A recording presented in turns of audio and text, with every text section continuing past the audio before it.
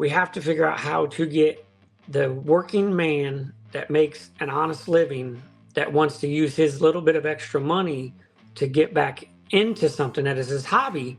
We have to figure out how to get that guy invested in our sports, in the sport again. Because at the end of the day, I feel like the way our sport is going, we're losing that man. It's the Kenny Wallace Conversation, brought to you by JEGS.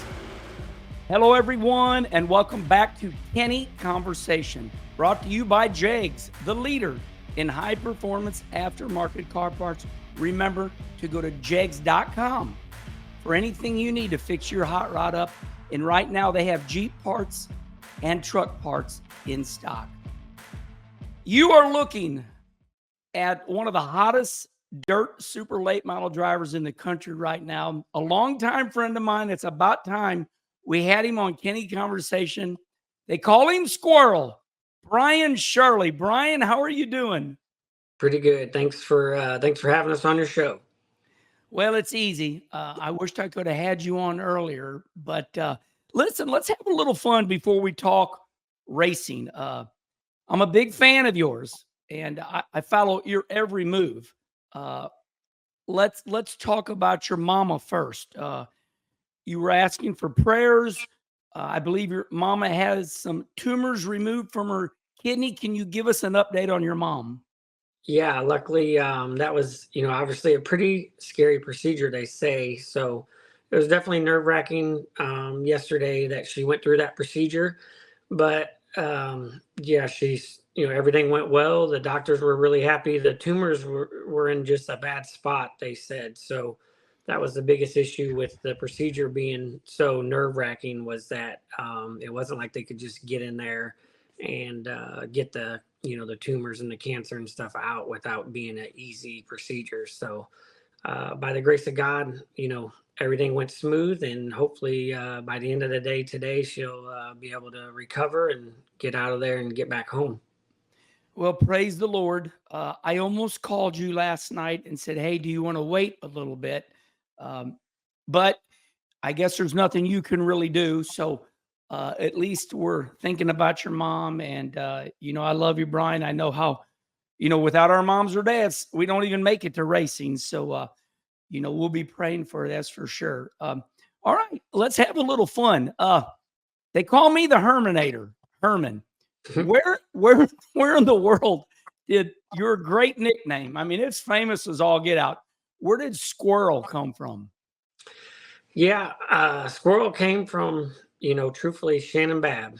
Oh, the Yeah. Mohican Missile. Yeah, that's right. Yeah. So, Babb has, over the years, we've been, friends for a long time, and used to spend a lot more time together in our younger years when, you didn't have children and all this stuff. We did a lot of things. Well, his friends, you got Jaybird, and, it seems like everybody, he just has a nickname for everybody. And we were out riding motorcycles one day at a park not far from his house, and Babb wasn't that good of a motorcycle rider. And I hear I'm jumping the jumps from, just because, I grew up racing motorcycles. So that was very easy for me.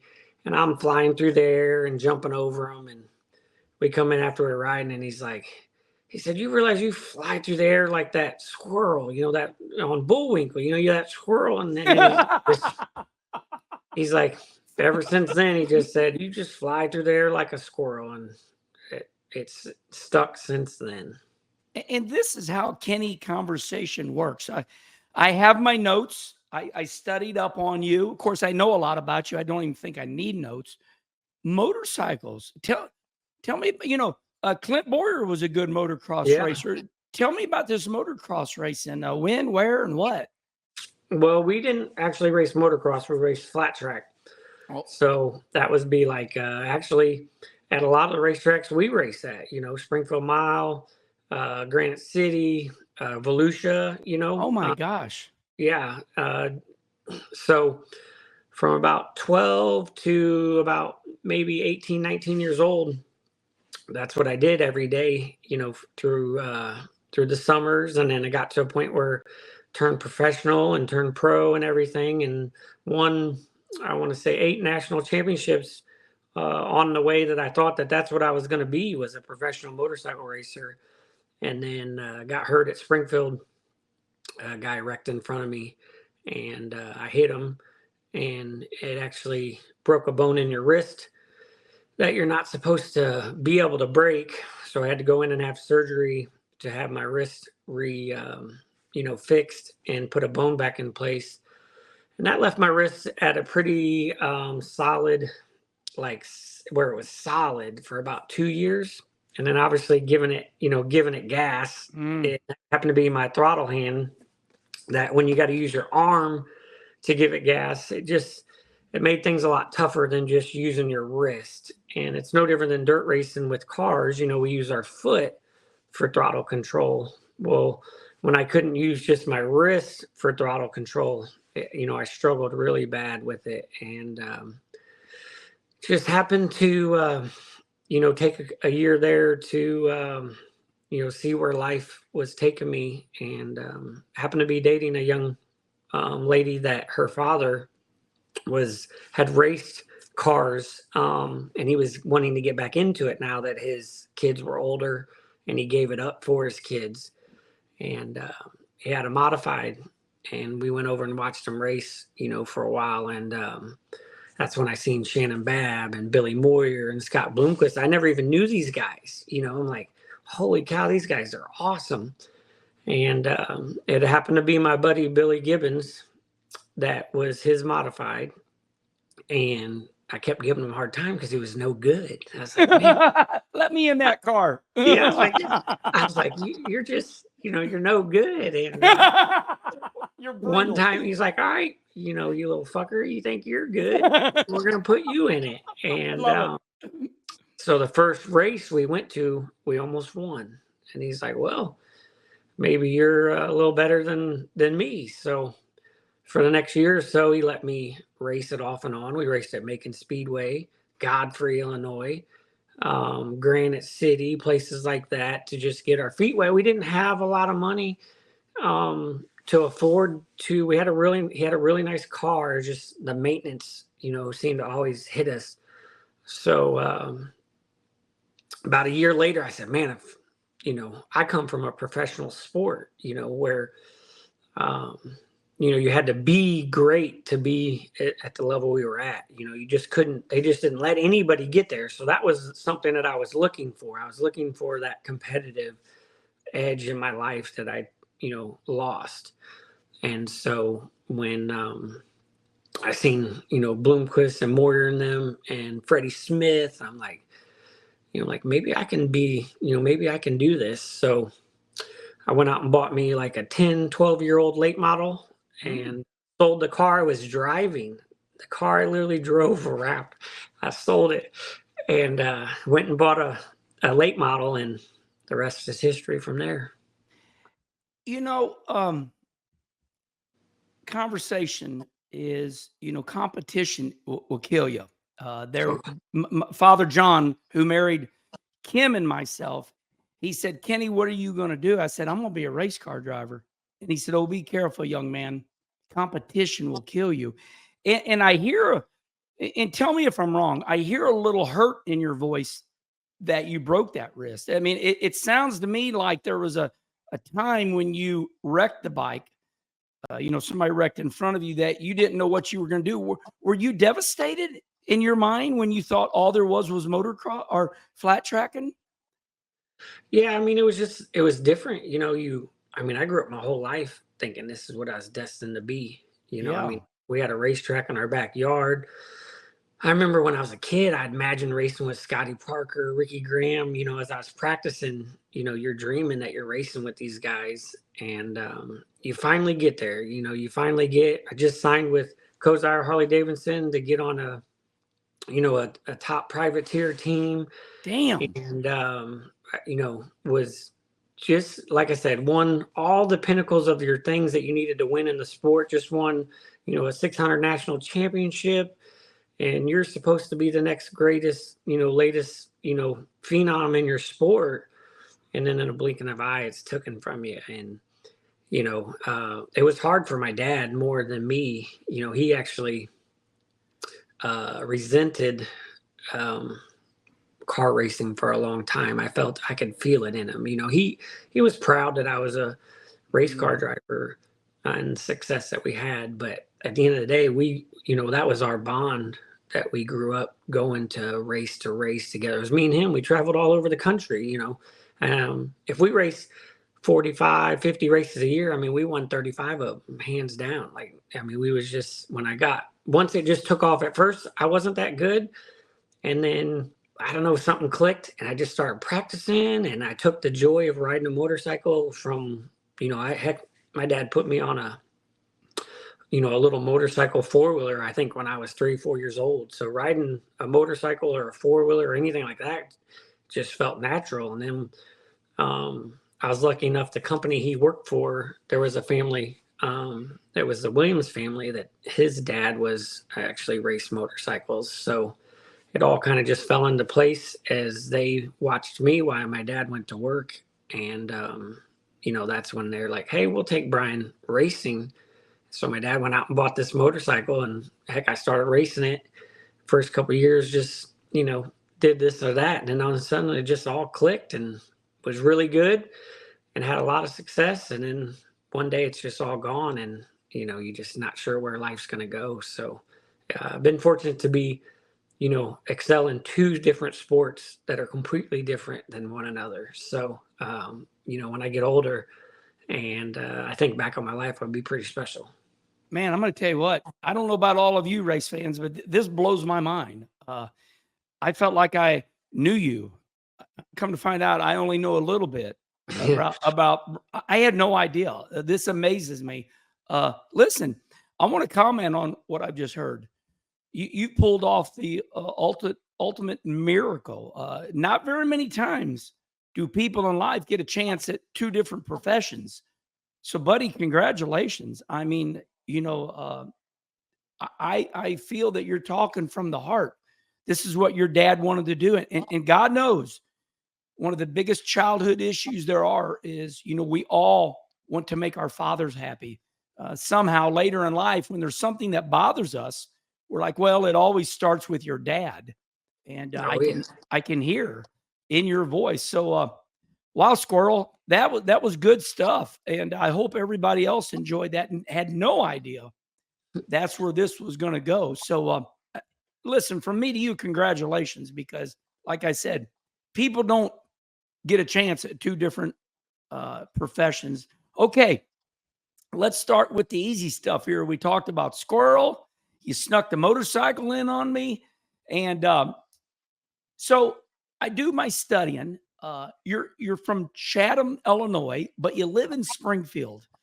I like to do this with everybody, whether it was Nick Hoffman or Bobby Pierce or anybody, Jonathan Davenport. Tell me this whole dynamic. You're born and raised in Chatham, but you live in Springfield. What happened there? How'd you get to Springfield? Actually, it's opposite. I was born and raised in Springfield. Okay. So, when we were just younger, we're only about 3 miles. We live in a little country setting here, about 3 miles out of, which Springfield's a big city. I think it's the 5th largest city in Illinois. So the capital.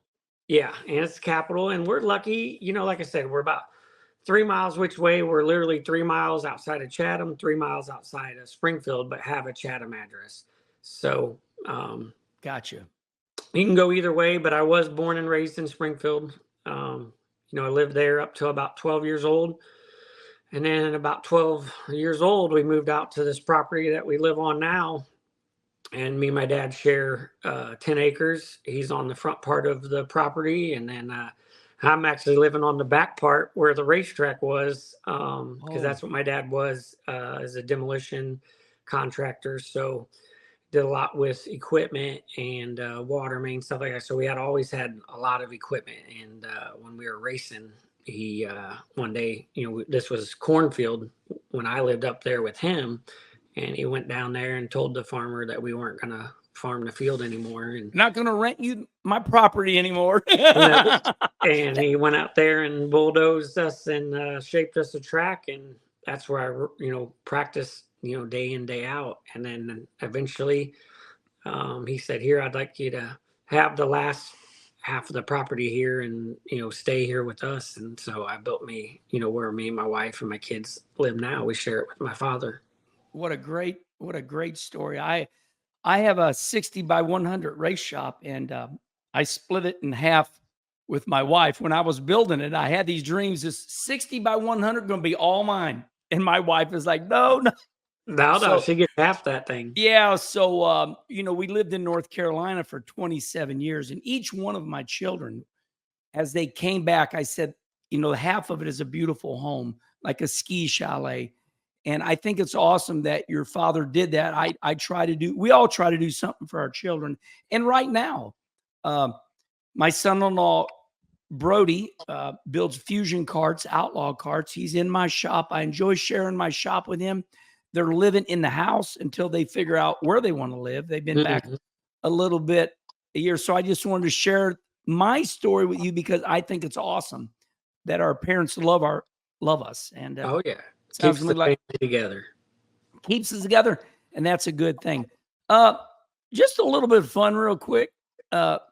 You said Dad gave up the cornfield. I mean, the state of Illinois. I mean, it's corn and soybean. It's you're laughing, I'm laughing, but I mean, that is the industry. So was your father renting that property for somebody to grow corn on? Tell me about that corn. Yeah, I mean, the people that we had bought this property from, obviously they just had the house where we live now, or where I lived as a child. It was on the front part of the property. So yeah, they just, at the time, now it's crazy because there's about 10 houses behind me now that had bought out the cornfield behind me. But yeah, at the time, all this was corn, and then they brought it into the back butt of our property and just fielded it out because the people that owned it before we bought it, they just him and his wife, so they didn't have no reason to have that much property. I laugh a little bit sometimes. I have wore Interstate 55 out. I live down here in St. Louis, and you'll see like a little quarter acre of something, and you're like, somebody's putting corn in there. I mean, if there's land, there's going to be corn there. Okay, you have a disease that I have. We both share, and I can see the perplexed look on your face. We both share. We are both. It's a horrible disease, but boy, it's a nice one when it's all right. We both are clean freaks. You are deemed the cleanest dirt racer in the Dirt Super Late Model Series. The shoes come off before you go in the SNS or whatever hauler you got. And I know this. Every once in a while, I'll see a picture you post of your shop. I admire that about you. I really like that. My dad, every day he'd come in, he'd put his hand across the top of the refrigerator. If there was dust on it, you like that one, don't you? Oh yeah, the white glove test. So where did this start? Whose fault was this, mom or dad's? Why do we have this disease? I don't really know, to be honest. I really don't, because I mean, my dad is definitely, he keeps things organized pretty good, but I really don't even know, really, to be honest. I'd hate to say I mean, I've always been a clean freak, organized. There was a lady that I grew up that she always kept the house really, really clean. And I'm telling you, I said clean, like it was spotless. Like, so this is where it came from. You're telling me, right? Yeah. I stayed with this lady, and everybody would go to bed. I'm telling you, everybody, like kids, husband, but not her. Like, she didn't go to bed until the house was 100% vacuumed. All the laundry was folded. Everything was perfect. I mean, no dirty dishes. And I don't know. I think it just had to like click in me or something, but I swear some of that come from her, of just how she just kept everything perfect. It's like, man, to this day, I probably drive my wife nuts because I love it. I love it. She doesn't, and she keeps things very nice, like we don't have anything really truthfully dirty, but between me getting on my kids, keeping the rooms clean, I know I drive them nuts.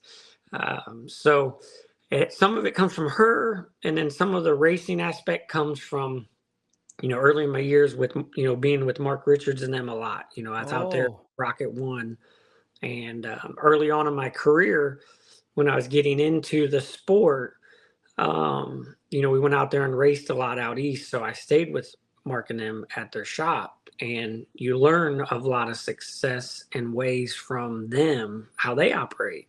So on top of having already a little bit of OCD in yeah. me, and then going to Mark and watching how they operate, it just really put the bug in me to, if I was going to do it, I was going to do it to the best of my ability and do it 100% right. Well, Squirrel, I want to compliment you on that. Our family is the same way. And I got to be honest, I know this is a little controversial. I've gone up in a lot of haulers and they smell like ass. And those men get up in there and they shower together. And everybody knows I make fun of some of them guys. I'm like, clean your stuff up. Oh, yeah. But when I go up into your hauler, it smells like a home, and listen, you know, I love it. So I like that about you. I wanted to brag on you about that. Kenny I appreciate it. conversation is about celebrating, Yeah. you. So, okay. I'm laughing to myself right now because Shannon Babb, Mohican Missile, Shannon, nicknamed you Squirrel, and you married a Shannon. That's right. Yeah. So this is fun, but it's very emotional for you too. You're a tough guy. I hear that you're a little tough to be around because you're a winner, and that's the way it ought to be. And then same thing with Mark Richards. But listen, my brother was tough to be around, but you were going to go to victory lane. So you're a tough guy, but yet you're very emotional. Tell me a little bit about you and your wife. I understand she's going through some tough times. You talk about it in victory lane. Tell me this dynamic that's going on with you and your wife right now. Yeah, she's got, an illness. It's called Church-Strauss, and she was diagnosed probably, I want to say 7-8 years ago, right before I got with Bob Cullen Racing. I was actually going to quit racing, to be honest. Just because we didn't know where our lives were headed at that time. And, she had been really sick. So long story short, it's kind of like, it's an uncurable disease. Only 1 in every 3 million women get it. So they know very little about it. So it's a disease that we, struggle with our family as far as, and it's really all on her. She puts on a happy face when things aren't great. And, she fights the fight more really than anybody, as far as, I probably don't even do my part as good as I should. So really anytime I can win or do things, and achieve greatness, I dedicate it to her because she's really the great one. Yeah, that's just so heartfelt. I love you. I love your family. Don't even know them. Okay, so thank you. I just wanted to take a chance and bring that up because that is a big part of your victory lanes now. So let's switch to Fairbury. You were very emotional. You were holding back everything from crying. It shocked me that you've won so much this year, but you're saying Fairbury, the big win, was the first time your whole family was there this year. Is that right? Yeah, like it's crazy. My family, obviously, my wife has her career, which she's a NICU nurse. So very proud of her on that part. She's followed her dreams on what she wanted to do as, obviously my career with racing. But it always seemed that like my family just never, even my son never really get into racing, and my kids do their thing. And I'd say my kids have only probably been to 5 to 10 races, in 20 years of me racing.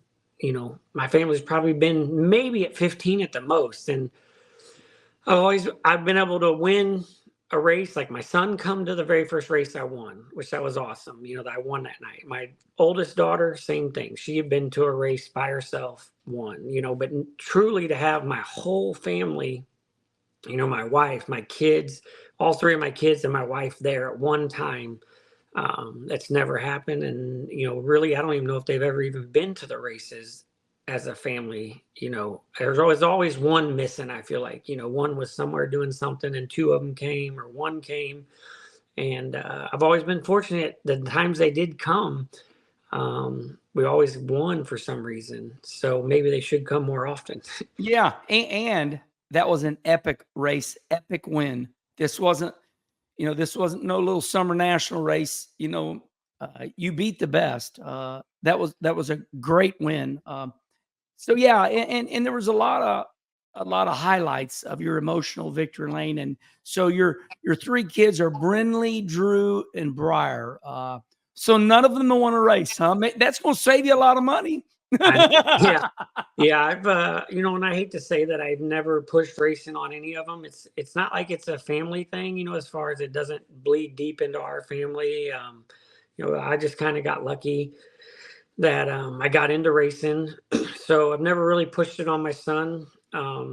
Truthfully, I'm pretty proud of him as far as where his life is going. He's young, but he's, he come to me the other day, or my wife, and said that he was going to try and go to be student council president, just things like that is a different lane in my life. But at the end of the day, I'm so proud that I feel like he's more of a man than me, because at the end of the day, I was kind of scared, or thought that was, not cool to be that person. And I feel like he's going to grow up and be a better person than me, and accept all ways of, aspects of life. So I'm really proud of him on that, and was just really happy that we got to experience that as a family. It was crazy because it was their birthday celebration. I have two kids that day that were celebrating their birthday on the same day. And one of her friends, just said, "Hey, you guys should come to Fairbury." Yeah. And man, I pulled into victory lane. I was startled because I was like, you forgot about your family being there, right? I was like, I seen my wife, and then I seen my kids, and I was like, holy cow, the emotions were unreal. So I'll never forget that moment, for the rest of my life. Yeah. I'm starting to feel like you and I are old souls, meaning that we've been together before. We're clean freaks. My three girls, they love me, and they know all the money I've made has come from that race car, but they don't want nothing to do with racing. And Brooke, she might as well never go to a race. She's beautiful. She's awesome. Brandy, the middle one, but Brittany, she's friends with all the open wheel people, the Blaneys, the boats. Oh, yeah. But Brittany, she's my partier. She likes to drink wine, and I say my baby, they're 34, 37. Oh, yeah, So, yeah. Okay. Let's get to the meat and potatoes now. I want to thank you. Both you and I made it through the emotional part. We didn't cry, which was right. good. All right, let's get hardcore now. You are so fast this year. I mean, it to me, the races you're winning are, big ones. They're not summer national races. Why are you running so good right now? What can you put your finger on? Well, like we was talking about before the show started, this year got off to a tough start. New crew guys, very young crew guys. Heck, one's only 18, one's only 20. So I took a how would you say? I took a chance on them, because at the end of the day, finding help is tough. Finding help that wants to work as hard as you have to work to be great is even tougher. So, when we were at Speed Weeks and we was putting together some decent runs, it's still just a tough thing to do when you're trying to find speed and you're trying to find help, and you're going through, normally you're going through one or the other. Normally you're going through help problems, but your car has speed, or you're going through car problems, but your help's good. Well, for me, I was going through both. I went through new crew guys right off the rip. I had struggling just to find some speed to put us in where we needed to be. So once, at the end of the day, truthfully, is like when we was running that outlaw deal, I did think about, I thought about calling it off and, going back to, racing around home, racing summer nationals, places that you're used to, you feel good. But I don't know, something in me just told me that I needed to prove everybody wrong and I needed to stick it out. Sometimes in life you just can't take the easy way out. Yeah. And for me, I just told myself I was going to stick it out no matter what. And come June, Bob Cullen decided it was time for us to take a different direction in chassis brands. And once we did, we took a different direction in that, and the guys were getting better. And truthfully, we've been working. I mean, we have been working, relentless every week for the last 2 months, every week, whether we're testing once a week or the guys are in the shop extra hours or, anything that we've just been putting in a lot of time. And, luckily you don't always get the reward for all the time and hard work that you put in. But this year, we've been blessed in the second part of the season for all the hard work we put in. We've got the reward too. So it sounds to me like you got some really young help, which you got to have, 18, 20-year-old help. They started learning. You make a chassis change. Bob believes in you. And that leads me to this. This is a very controversial subject, and I'm the one that touches on it in the dirt racing world. What has happened to our sport? Everybody watches it on Flow or Dirt Vision. Oh, I love dirt late model racing, but there ain't one of them kids that they spend 1 week on the road and they're done. Why are the kids? What happened to our sport? Why does nobody care for dirt racing like we did back in the day? What's going on with these kids? Truthfully, it's just society. It's the way the world works today. People have realized that they can do a lot of easier things than, than to work hard and get the reward for working hard. At the end of the day, everybody wants the easy success in life. They want things to come easy. And truthfully, that's one of the biggest things I feel like is tough in our sport is it's a grueling sport. It's demanding. Heck, who wants to work all week to then take your whole weekend up to go race, to go back and work on Monday? I don't even know why we do it, to be honest. Like something's got to be wrong with us. We're crazy. Yeah. So truthfully, that's what I had to find. I had to find a couple guys that are willing to want to do it 24/7. Because if you don't have people around you that want to eat, sleep, and breathe it, you're just going to struggle to find success. Truthfully, Anthony and Cam is like walking in today. We're getting ready to go into, rebuild mode. It's almost, we got 2, races left. We got Dirt Track World Championship this weekend, and then we go to the World Finals. But we've been spending the last week going through the shop, getting all the old stuff out to get all the new stuff in. They walk in today, they're wiping the walls down. Like, how many years it's been since I've had some guys wanting to wipe the walls down, and that touches my heart because that's where you get ahead with me is that when you're wanting to go the extra mile, that when I show up and you're doing things that you really don't want to do, but you're doing it because it's going to be better at the end of the day for the overall team. And that's what my guys now, they're not the smartest yet and they don't know everything yet, but they're willing to work hard enough to find out what it's like to be on the other side. And at the end of the day, that's sometimes better than having people that know what they're doing. You're better to have guys that don't always know exactly what they're doing, but is willing to put in the time to learn how to do it right. I find that, there's a handful of dirt super late model racers that have that gusto. Down the road there, you got Brandon Shepard's family, and they're like a tribe. It's like, that's a racing family. It's like, holy moly, that guy's never going to run out of good health. The dad, the uncle, the grandpa, the children. When he comes to the racetrack, it's like, and it's great. It's great. So my point of view is you're up against a family like that, or he's always going to have help. Then you go over here, Nick Hoffman, he's struggling just to keep one person. Me, I won't even allow help anymore.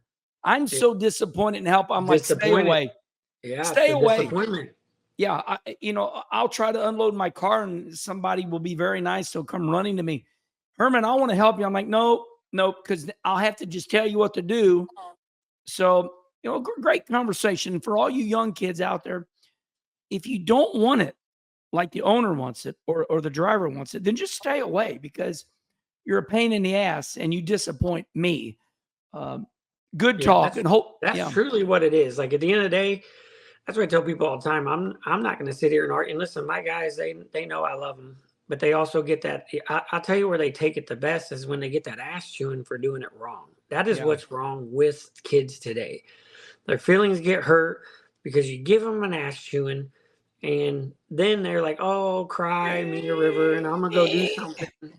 Go. And so, at the end of the day, my guys can take an ass chewing and know that when we're done working, that I'll do anything for them. You love them. That's right. I love them very much.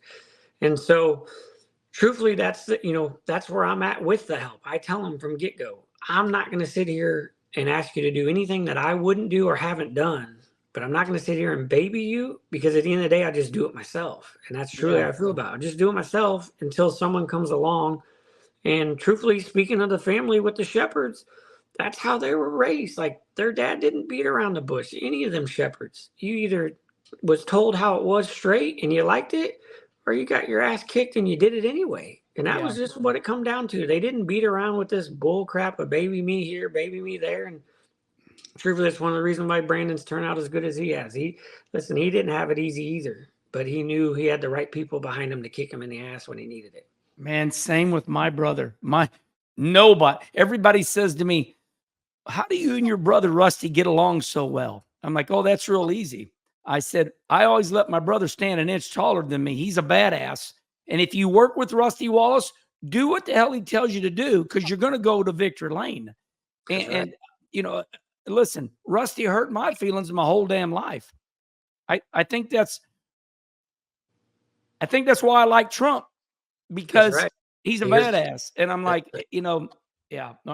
only political statement I'll ever make. I shouldn't even done that, but that's all right because I'm voting for him next month. So you ain't got to worry about that. It's not even Okay, we coming to the end here. Bob Cullen. There, I remember you and I you was on a plane, I was on a plane. I remember you and I are friends, and that's that. We don't talk all the time, but we have each other's back. I drove your car.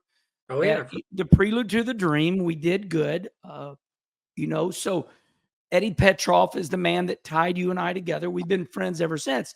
And I remember you saying, I'm going up to see Bob Cullen. I remember when you were headed up there. Maybe it was snowing, whatever. Man, if we don't have somebody that believes in us, it just does not happen. How in the world did you find a Bob Cullen? Listen, the funny part is at the end of the day, I didn't find him. Truthfully, I got lucky. Like I said, I was at a point in my life where I was done racing. My wife just had been diagnosed with that illness, and I needed to make sure I did what was best for my family. And truthfully, it was Jason Fager that, Bob had been racing himself. Bob raced prior to, run some late models up at LaSalle, 141, Plymouth, stuff like that in Wisconsin, where he's from. He's from Chilton. And Bob had been doing some work with Fager. Fager worked on his car, this and that. And Bob had asked Fager to come run his car at Cedar Lake for the USA Nationals. And Fager at time was having a very successful year, and he decided that felt like he needed to run his team because of how well he was running that year. He had a lot of speed and thought his best odds to win the race was in his car. So Fager had mentioned that he said, hey, I know somebody that might want to race, that might race that car that's not racing right now. And Fager mentioned my name, and Bob was looking for a driver because his driver, which was Dan Sleeper at that time. Oh, Sleeper. I had no idea. Yeah, I had actually got a blood clot, so he wasn't allowed to race that weekend. Oh. And so Fager had us get in touch, and truthfully, I said no the first time. because I was just pretty low. I didn't want to leave my wife, my kids, and stuff. And at the end of the day, it's tough to go run someone else's car. That you're not comfortable in the seat. You don't know where the car is. And I just didn't feel like it was going to be worth my time to take a week out of my life at that time to go up there, waste a week when I needed to be at home trying to make some money that was doing what was best for my family. So I actually said no. And then Bob had called back a couple times, and man, he promised me it'd be, he said, I promise you. He said, I'll make it worth your while. And I don't know, something in me just told me that I needed to take that chance. And I drove up there, and we didn't even have the most successful weekend. I mean, we had an okay weekend, and I remember we raced a couple of the events and had some success, but the last race we didn't have. And then the key to our last conversation when I left is he's like, what do you think that we need to be successful? And, I'd called him and told him my opinion on what we should do. And then about a week later, he said, hey, I got a plan, and I want to, start a dirt late model national team. And he said he wanted me to be his driver. And he said he'd give me every opportunity of everything I wanted in that plan. And year to year, we just kept getting bigger and bigger. And, we had a goal on everything. And today he's got, a full-fledged, national dirt late model team that he owns. That's, in my mind, that's been pretty successful. Yeah. Well, congratulations on that. That is like a diamond, in the rough. In the rough. And now you're polished up a little bit. I like it. I think you're kicking ass. You're traveling all over the United States. You're winning really big races. I want to, just for a little bit, I want to give a shout out to, the United Midwest Promotion, UMP, the Summer Nationals. Brian, I want to explain it this way. When I went to the Cup Series in NASCAR and it didn't go good, I was always able to go back down to the Xfinity Series. The Xfinity Series saved my life. So it seems like with our Illinois boys, you, Brian Shirley, the Mohican Missile, Bab, Fager, you know what I'm saying? Even Bobby Pierce at times. When things get rough against the best, it's like, look, we need to work on our chassis setup. Let's go back home. They're paying $5,000 a win during the Summer Nationals, and on the weekends, it's $10,000. Just speak. I think you're going to speak highly of the Summer Nationals. Isn't it always there when you need it? Yeah, I mean, for us, we're lucky. We live right here in the heart of it. We race, what do you race? 24 nights and 28 days. Heck, I can stay home almost half of them. I get to stay home at night in between races to races. So at the end of the day, when you can go race night in and night out, there's no, and Bob's told me this a million times, there's no better way to get better at racing than racing. So there's no, the toughest part about racing is you race on the weekend. And then if you got to wait a whole nother week to remember what you need to do from the week before. Well, with the UMP Summer National deal, you're racing night after night. So if you have a bad night, well, guess what? I can remember that, hey, that was wrong. So let's not do what I did last night. Let's try something better tonight. And normally most of the time, by the time you're done with that deal, you definitely have figured out where you need to be with your chassis and understanding, the right adjustments. Because that's the biggest thing, is just understanding what adjustments that are right from night to night, track to track. Yeah, I really like what Brian Carter, Sam Drigger, bitch and complain all you want. But listen, they've been there longer than anybody. And they may not be paying 20, 50 grand to win, but they're going to be there every single year. They're going to make your checkbook, keep going. And that's dirt racing. That's hardcore. Okay. Very good. So I just feel like everything you have said makes me want to ask this question. And I would say that, Nick Hoffman, Gordy Gundaker, they're probably tired of me saying it. I worry so much because I care about dirt racers. I don't want them to be vagabonds. I see every once in a while you pop up on social media with a restaurant or a car lot, or I mean, it seems to me like you're a mover and a shaker. When this dirt racing comes to an end, and we all know you can't race forever. You see, the real deal Don O'Neill, he's not racing anymore. You see some of the greats this year that are done. What are you going to do? And I know it's a long time from now, but I'm only asking this question because I see you talk about other things every once in a while. Talk to me about that.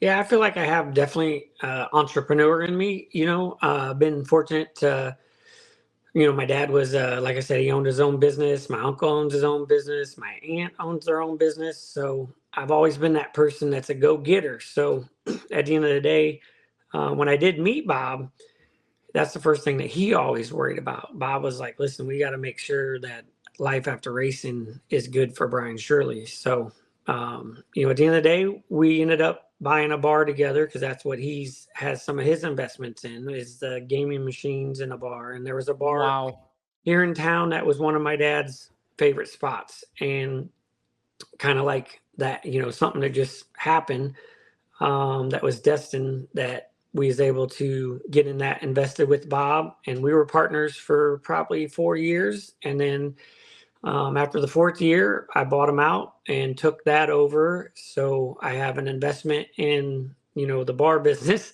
Yeah, it's a money-making business. It's good. Yeah, so we have that. And then truthfully, we've been actually moving towards the real estate side the last couple of years. We've been buying rental properties and stuff. Yeah. So that's really with racing, as technical as it's been, that was one of the big conversations me and Bob just had is at first I was in the car lot business. Yeah. But that time versus what I could put into the race team. And that's the biggest thing is I've sealed the deal with Bob for the next 5 years. So we plan on racing for at least another 5 years. And so I don't want to devote, not enough time to the race team to be successful. So at the end of the day, I have to find things that doesn't need my time. And with my father being, my dad is retired, he does a little work here and there, but me and him together, we've been invested in, the bar now, and we've been buying some rental properties. And that's really the goal, was just to keep doing some things that would keep him a little busy, on top of him keeping an eye on, he keeps an eye on everything for me. When I'm gone, he keeps an eye on my house, my family. He mows the yard, everything's kept nice because of him. So, we got everything invested together as far as, things that make us a little money in the return game. And that's the biggest thing. Like you said, when racing's done, it's no different than, you look and watch JD. He's, obviously they're building that ranch and stuff like that. I mean, that's the goal. You need to build some type of deal that is an investment to have a return for you. Because obviously at the end of the day, the money's going to be okay right now. But, like a pro athlete, when you're done, you're done. There's no more money. Yeah. And just to end on this note, we've seen so many cautionary tales where these hero of ours, these great dirt racers, when it's done, we have to raise money for them. They're vagabonds. And I feel like that we finally got a stranglehold on this deal where like these kids are winning, and like a Bobby Pierce or a Nick Hoffman, we're like, hey, what are you going to do after racing? You got to start right now. So that makes me so happy. Squirrel, congratulations on that. That's something I preach. Real estate's where I make all my money. Yeah. So, yeah, and that's been big lately. Like I said, we've been dabbling in that. And like you said, I agree. I feel like there was a tough time there. Probably 10 years ago, it was tough. Like you said, we watched it. Yeah. So I got to agree that everything towards the future, all you hear is about, successful people like, JD, like I said, he's working towards his future. Nick's got a nice, obviously the mod deal. Bobby will have to make sure, like I said, there's no better way than obviously Bobby coming off of $2 million seasons to be using that money to invest in his future. So I think everybody's doing a great job at making sure that there is life after racing, and that they're not worried about, where they're going to find $1 after they're done racing. Yeah, fantastic. All right, we're gonna end like this, my friend. I usually ask all the great dirt racers, and boy, you know better than anybody. Where are we right now? Good and bad. Listen. I love dirt racing as much as you do. Where are we at right now with specifically the dirt super late models? The entire industry. Where are we at with it? I mean, I feel like on the aspect of the TV side and everything like that, it's huge. I mean, it can't be no bigger. I mean, Yeah. it's as good as it could be. I feel like on the side of local racing, keeping your local racer, keeping your Friday night like racer invested, just like myself, when I was wanting to be in racing, I was able to take a little bit of nothing and make something out of it. I think that's the hardest part we're in right now.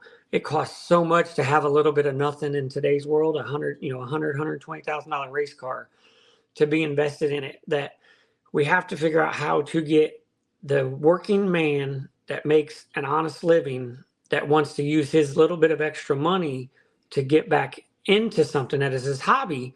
We have to figure out how to get that guy invested in our sports, in the sport again, because at the end of the day, I feel like the way our sport is going, we're losing that man. And when we don't have, when I started at Farmer City, places like that, there was 40, 45, 50 cars of a late model a night. Now there may be 18 or 20.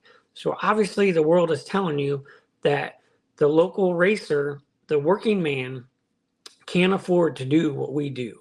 So at the end of the day, on that part of dirt racing, I feel like we have to do a better job of taking a guy that just wants to be involved in our sport and can take a race car and make an investment for him to have a hobby and be competitive. You have to be competitive. If it's not saying that guy has to go win the World 100 or win at a World of Outlaw race, but at the end of the day, he wants to feel great. I remember the first time I ever made a UDTRA race, and I thought, holy cow, that was a big deal. Took a car that barely had $10,000. I'm telling you, this car barely was worth $10,000. And at that time, the race cars were probably worth, $30,000 to $40,000.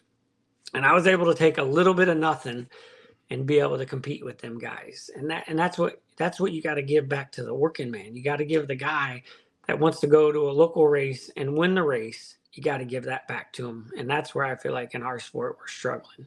Yeah. And I just want to make a comment on that. The pro late models, the bodies are awfully big, we're crate motors or whatever they got in them. It just, the dynamics are not right. I look at my friend Rusty Griffall. He makes chicken salad out of chicken shit and does the very best and driving.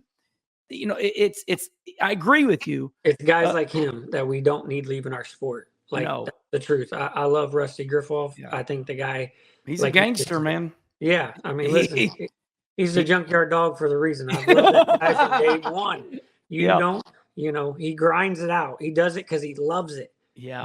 We can't lose sight of those people, because those are the people that we need in our sport. We don't need do we need, Brandon Shepherd, Bobby Pierce? Yeah, you do. But listen, you don't have a race if you don't have freaking 24 cars. Yeah, right. And I'm not bashing the pro late models for any reason, but I'm just saying you can go to Rocket, you can go to Longhorn and buy a car, and you still got all this money in this car. I know the answer. It's got to be some type of it's got to be called a local late model. Yeah. And yeah, go ahead. No, I agree. I don't have that answer either but it's tough because, I feel like our sport has transitioned to almost, obviously I hate to use the word rich man, because it's, you can't judge somebody because they were smart enough to be successful. Right. But it has almost it's to the point where it becomes a rich man's sport, and we got to stop that. We got to get where we can get everybody back in our sport. Yeah. And I'm going to end by saying this. We need local late model rules where they can make some subtle changes and go race with you, World of Outlaws, Lucas Oil, whatever it is. Well, listen, there he is, everybody. Brian Shirley. What a hell of a year. Hey, is this your best year ever? Or have you had nationally? Yeah. Nationally? Yeah. I mean, I don't think you could ever ask. Listen, I've been racing for 20 years, and I haven't followed a national series in a while, but we've done things, this year we've, went 3 in a row on the Outlaws. So that was pretty huge. I think big. 4 for 7 right now on the last 7 races. And so we've done a lot of things that we've never been able to do. So I don't want to sit here and act like it's not the best we've ever done, because I do believe it's probably the best we have done, even though it's only been in a half of a year. But right now we are doing pretty good. So I'm happy about it, and hopefully there's more to come. All right, everybody. Remember, we are in podcast form. We are on Spotify and iTunes. You can listen to Squirrel on your way to work, and then go to work, then get back in your vehicle, go home and listen to him. And until the next Kenny conversation, Squirrel, thank you so much. Thank you, man. I appreciate you having me on. Oh, you're the man. All right. Goodbye, everybody.